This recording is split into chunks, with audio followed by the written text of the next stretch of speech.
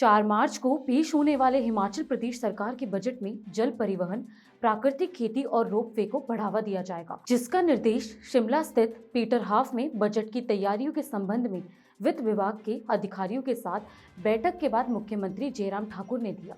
दरअसल ऐसा माना जा रहा है कि बजट में किसानों और बागवानों से जुड़ी योजनाओं के अलावा कर्मचारियों को भी राहत दी जा सकती है। नमस्कार, मैं दीक्षा सोनी, कृषि न्यूज में आपका स्वागत है। आइए नजर डालते हैं आज की कृषि से जुड़ी सबसे बड़ी खबरों पर। कृषि जागरण द्वारा आज बजट 2022-2023 को लेकर बजट की बात किसानों के साथ विषय पर एक लाइव सत्र का आयोजन किया गया, जहां प्रगतिशील किसानों ने बजट 2022-2023 को लेकर क्या कुछ कहा, आइए जानते हैं।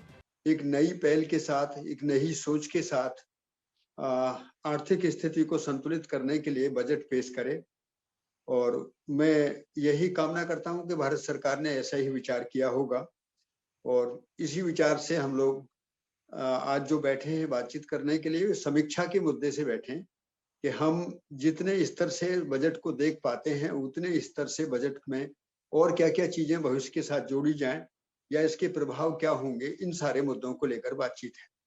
तो मैं 2-3 मिनट में ही कुछ मुद्दे आपके सामने रख देता हूं।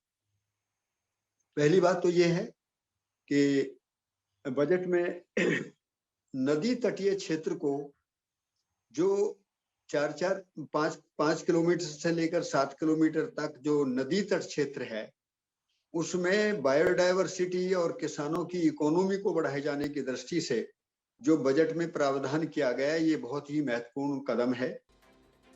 1 फरवरी को पेश हुए बजट में घोषणा की गई कि स्कूली पाठ्यक्रम में कृषि पर शिक्षा दी जाएगी, लेकिन महाराष्ट्र सरकार पहले से ही कृषि शिक्षा की नीति में बदलाव की तैयारी कर रही है, जिसका अध्ययन पिछले साल से चल रहा है।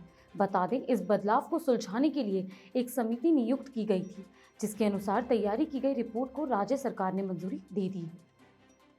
प्रदेश के कृषि और पशुपालन मंत्री जेपी दलाल 10 से 20 फरवरी तक लोहारू हलके के गांवों का दौरा करेंगे, जहां कृषि मंत्री ग्रामीणों की समस्याएं सुनेंगे और उनके समाधान के लिए मौके पर मौजूद अधिकारियों को निर्देश देंगे। और साथ ही जनसंपर्क अभियान के दौरान कृषि मंत्री दलाल हलका वासियों को विभिन्न डेवलपमेंट योजनाओं की सौगात देंगे। दरअसल ये जानकारी कृषि मंत्री के निजी सचिव जेपी दुबे ने दी। सरसों के तेल के दाम में आए उछाल से इस बार अकेले लखनऊ में 13,000 हेक्टेयर सरसों की बुवाई की गई है। दरअसल पहले के सालों के मुकाबले इस साल 5,000 हेक्टेयर से अधिक बुवाई हुई है। बता दें, सरसों के बाद सूरजमुखी के तेल की अधिक मांग रहती है। ऐसे में किसानों की अथक प्रयास और मेहनत से सरसों की फसल के बहुत अच्छे संकेत मिल रहे हैं, जिसको देख प्रमुख रूप से सूरजमुखी सभी प्रकार की भूमियों में इसकी खेती की जा सकती है।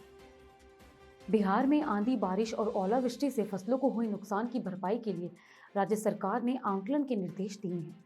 दरअसल कृषि मंत्री अमरेंद्र प्रताप सिंह ने अधिकारियों को हफ्ते भर में जिलों से रिपोर्ट तलब करने को कहा है, जिसके चलते सरकार प्रभावित किसानों को उनकी फसल का मुआवजा देने के साथ नुकसान का आंकलन कर तत्काल भरपाई कराएगी।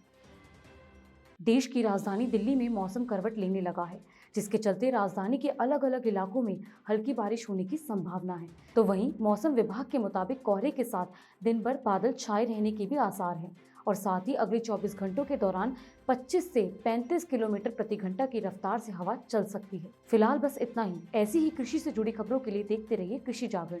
धन्यवाद।